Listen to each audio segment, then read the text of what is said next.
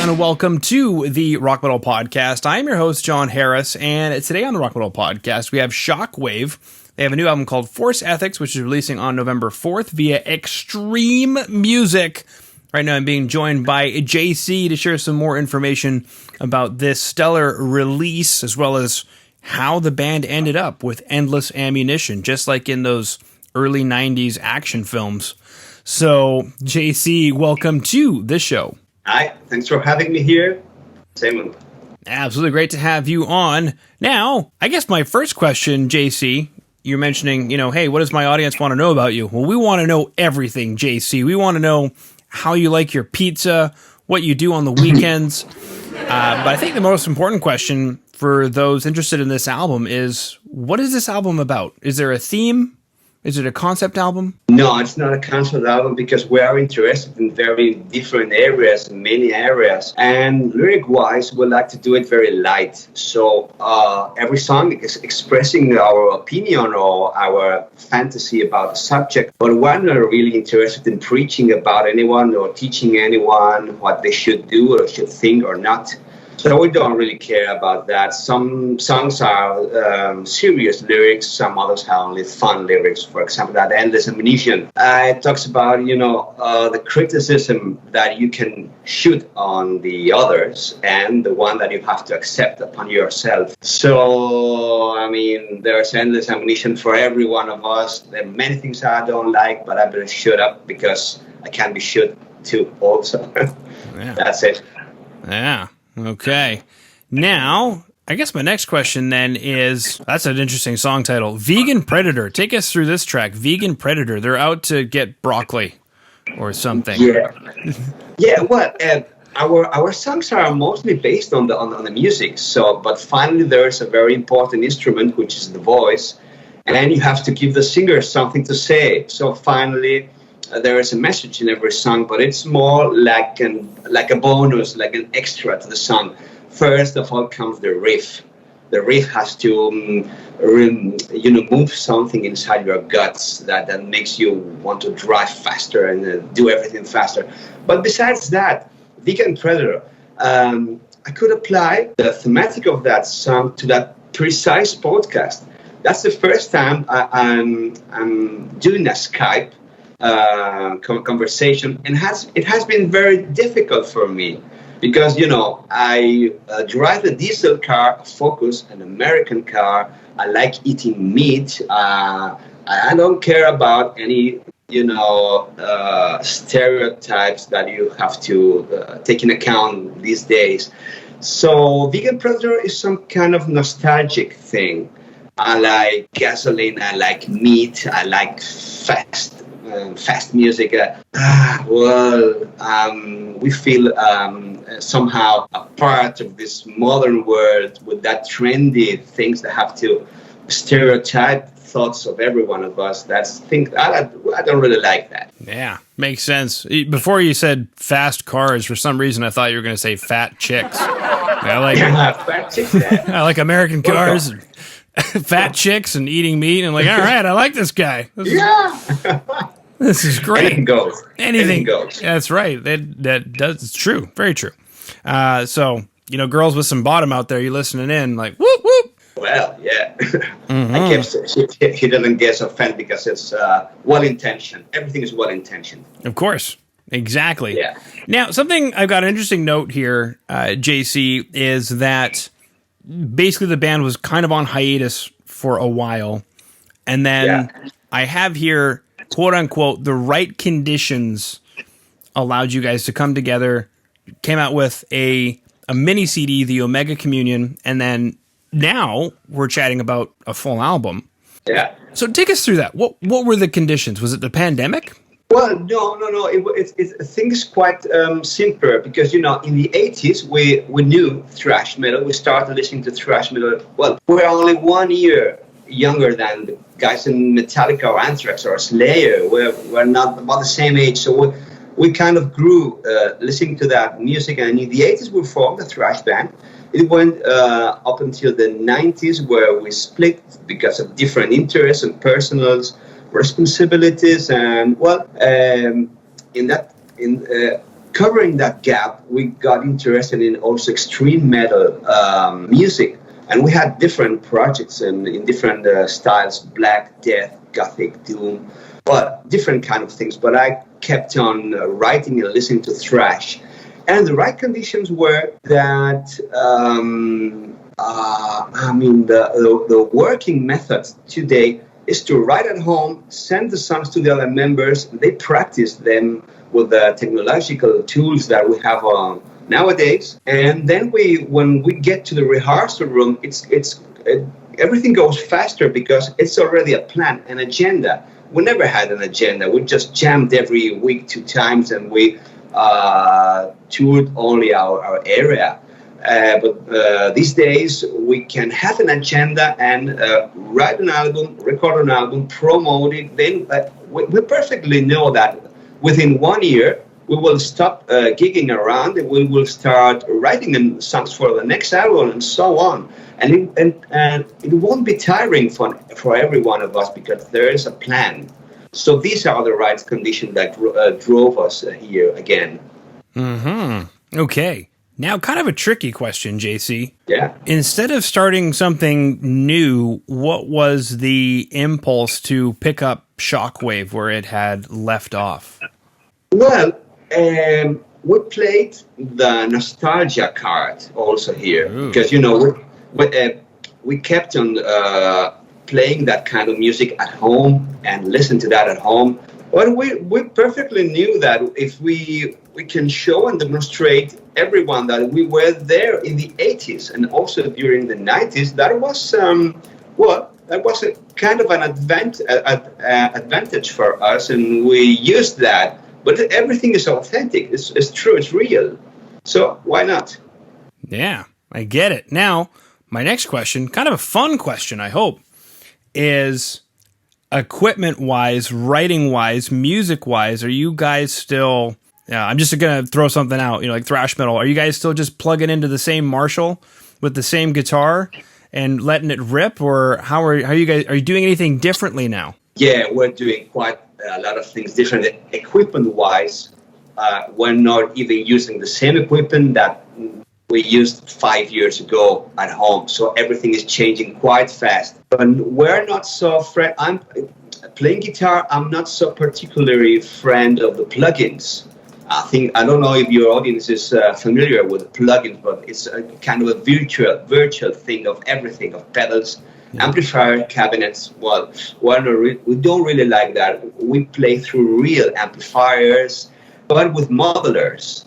So we don't use pedals and that kind of thing. So that digital thing, it has been very well welcome. And of course, recording the demo nowadays, it's not with a 4-track prior to going to a proper studio.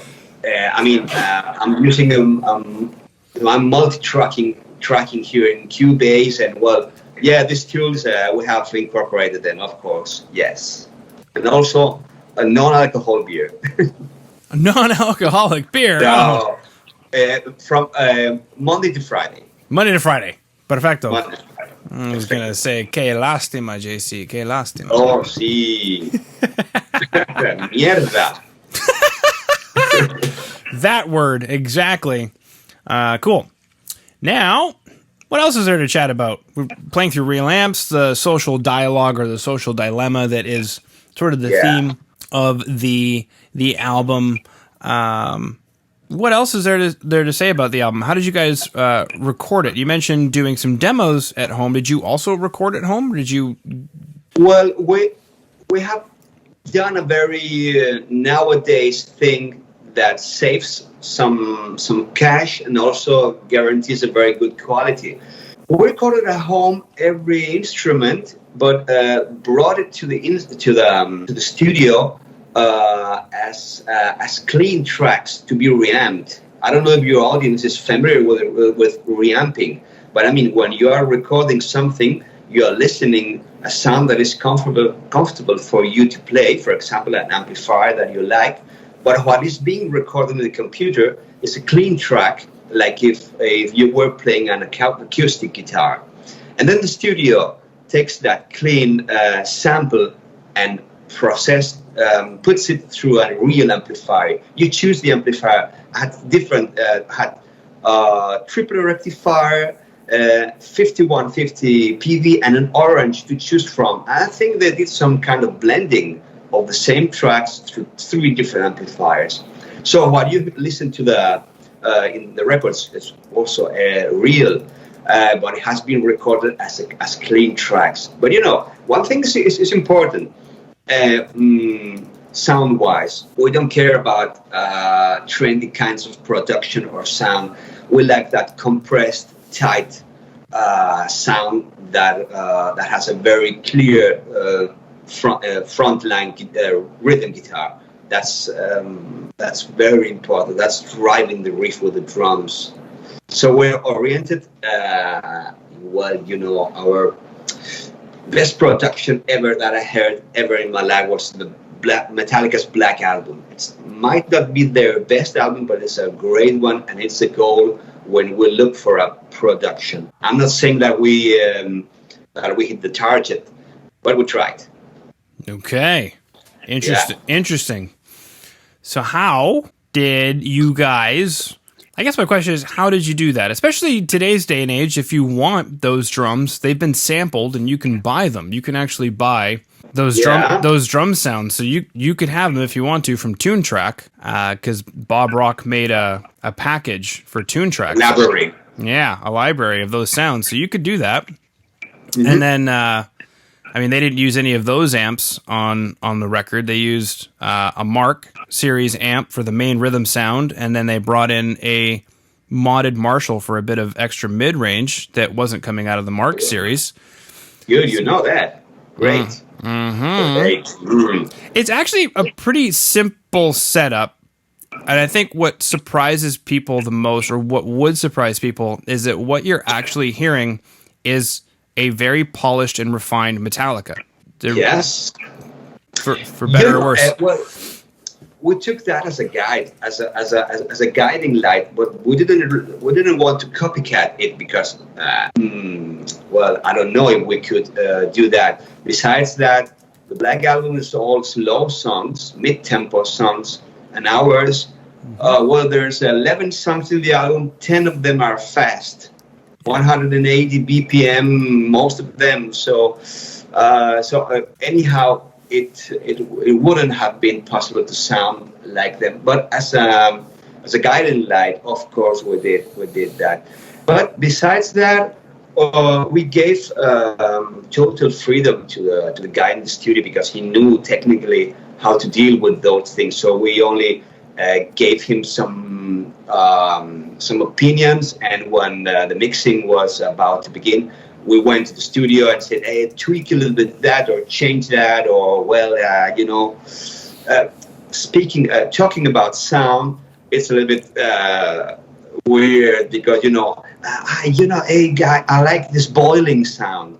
I like this burning. Well, what's a boiling sound? So we tried our best. I hope that your audience at least listens to one song as a sample and then maybe the whole album. Yeah. No, it's good.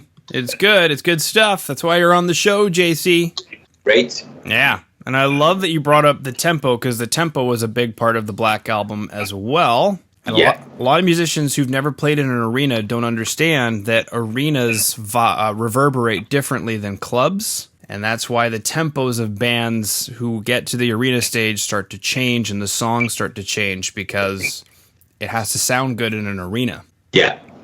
And 120 BPM is radio friendly. I know that, if you have to make a speech, you have to speak slowly because people wouldn't understand you. You cannot quote Shakespeare at 200 BPM. Right. You have to do it at its own tempo. But, our songs are in another mood. Yeah. Cool. All right. So we chatted about the album. Force Ethics, which has a bit of a theme of like what I'm calling, social dialogue to it.